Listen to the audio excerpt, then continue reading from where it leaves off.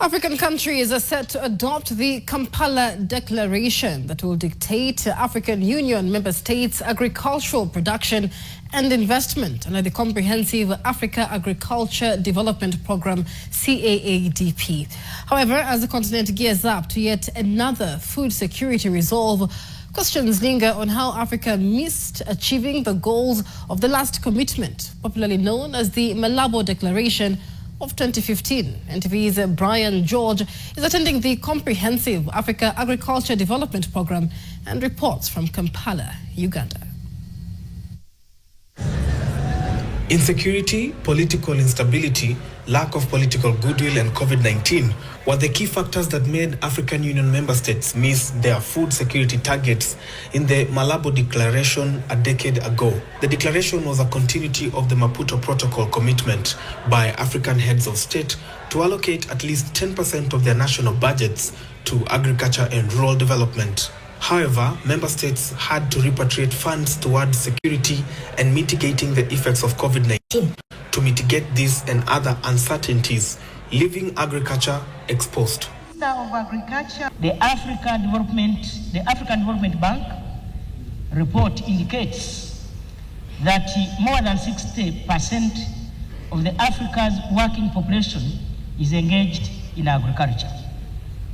Number two, that the soil across most of the continent is rich and fertile.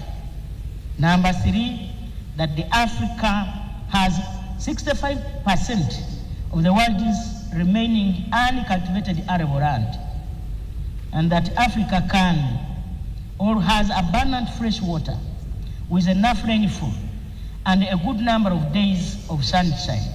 In 2021, Africa's total food import value was over $100 billion according to the Africa Development Bank, AFDB. AFDB reports that majority of the imports were in form of processed and value-added food, some of which raw materials were sourced from Africa and re-exported after value addition. Despite this spending on imports, Africa still suffers food insecurity. Focus now shifts to the upcoming Kampala Declaration on Saturday and what must be different to course correct.